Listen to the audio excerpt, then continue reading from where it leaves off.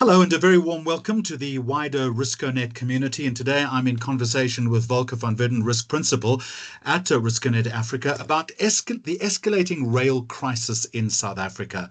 Now, as Transnet Freight Rail faces plummeting volumes, infrastructure decay, as well as ongoing customer flight, freight rail has now become a serious national risk. Let me tell you this, it's not just a transport problem, but it is a major threat to the country's economic resilience and competitiveness.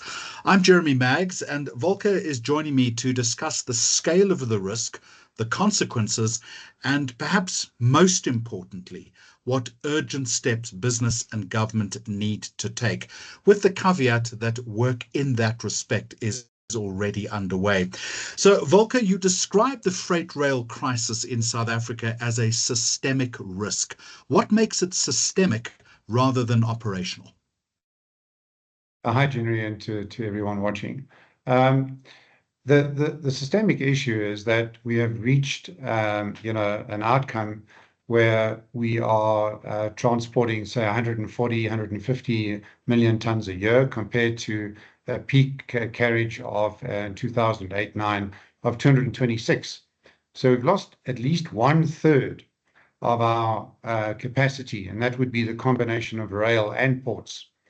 And so in that context, you can see that it's not a couple of railway lines or this.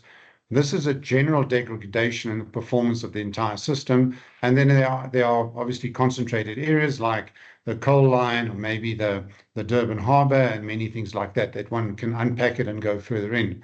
But to have this level of reduced output and only now start seeing that in Transnet's latest statements, they're aiming for, inverted commas, 155 to 160.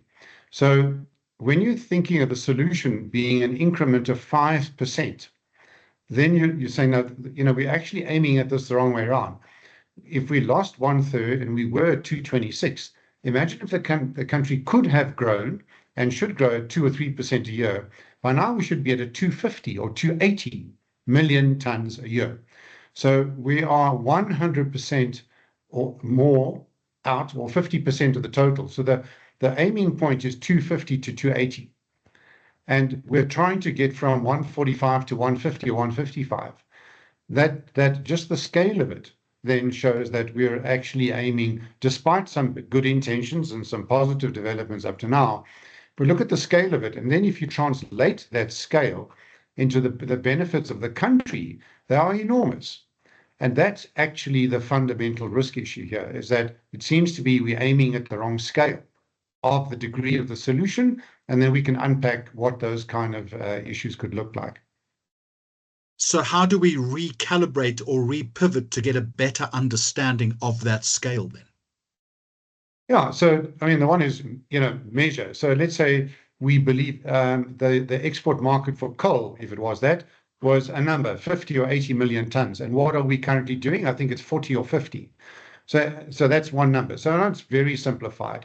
But what else should happen on the road? And the other part of the scale is that we've gone into, again, this boiled frog syndrome, is the trucks are carrying roughly 80% of what Transnet should have been carrying. And then the ports and the other places that also just couldn't cope with what the trucks are carrying was the differential.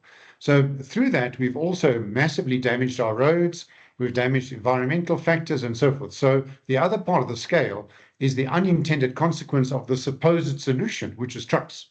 So if you look at that and you said, if you really took economic growth and took as much of the trucks off the road as possible, understanding other economic effects, then you say, right, now, what's actually the design of the solution? Now, it goes, obviously, commodities, manganese, coal, all the big items.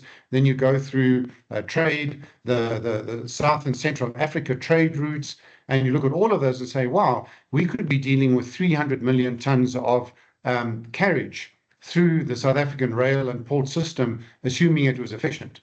And then you look at the benefits of it through economic growth and many other issues there.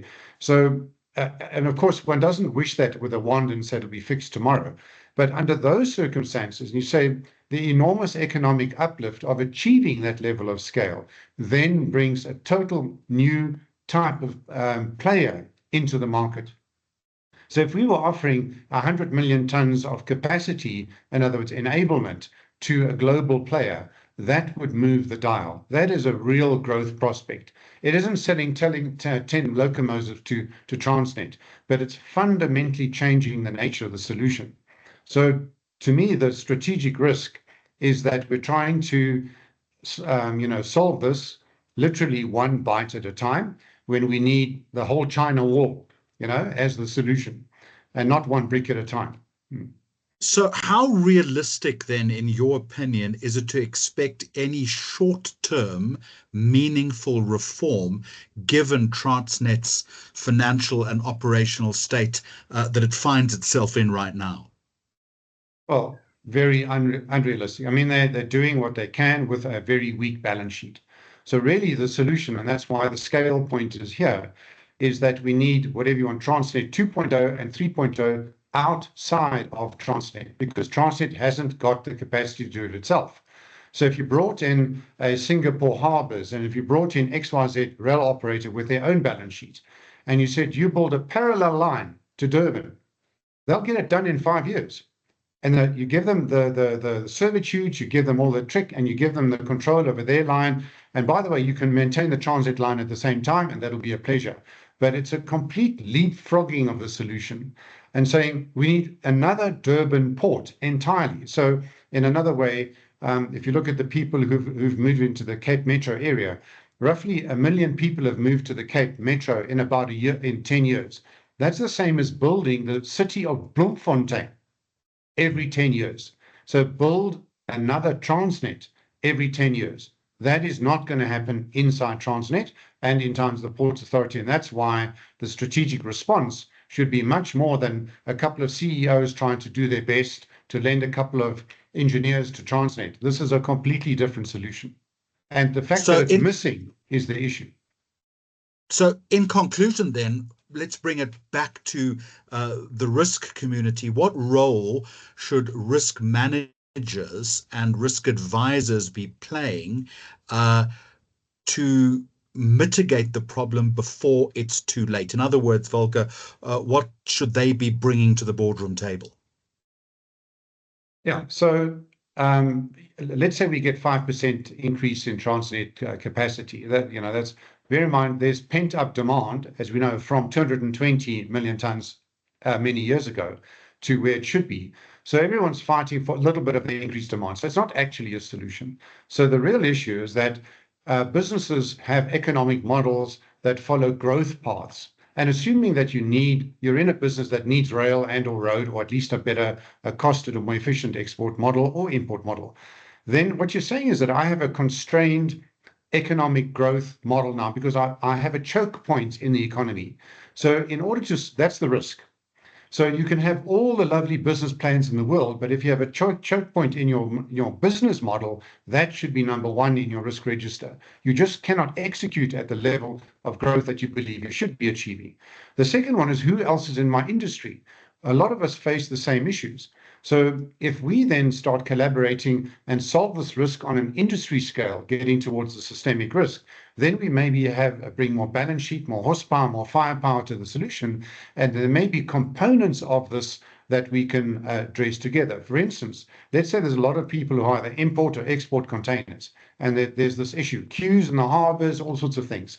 And for whatever reason, they get a license to put down 10, 20, 30 mobile cranes of industrial capacity in the harbors that would double or triple the capacity inside the harbors, and obviously with warehousing logistics backing that up. That is like just putting in mobile plant. You don't dig a new harbor, you just pump the harbor full of working equipment that doesn't have to be owned and controlled by Transnet or Portnet, and you get going. And that's an industry solution. And then you do the same. So, okay, what is the next choke point? It's 10 kilometers up the road on the rail. What's the next one? Oh, it's the offloading terminus somewhere else. And one can easily bring in capacity to double and triple the particular choke points until you get to the actual rail capacity, which is a much longer and a completely different kind of solution. It's like creating a new toll road on the rail solution. All of those can be industry solutions. in the context of immediate capacity uplifting. Risk solutions in an increasingly uncertain and volatile world. Volker van Wirdum, thank you very much indeed. I'm looking forward to our next conversation. You're welcome. All the best.